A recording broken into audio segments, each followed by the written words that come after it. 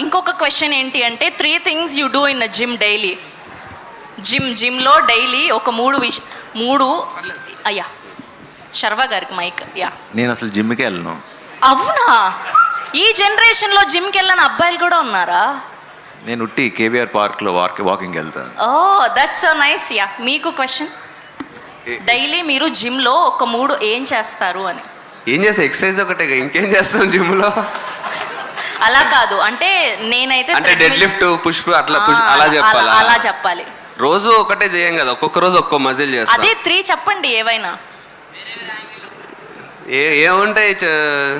Chest, tricep, back, bicep, ఇంకా అవే ఉంటాయి. జిమ్లో చేసేవే ఉంటాయి. జిమ్కి వెళ్ళి జిమ్ ఒకటే చేస్తాం, ఇంకేం చేయం. ఇంకొక క్వశ్చన్ ఏంటి అంటే 3 things you do in gym daily.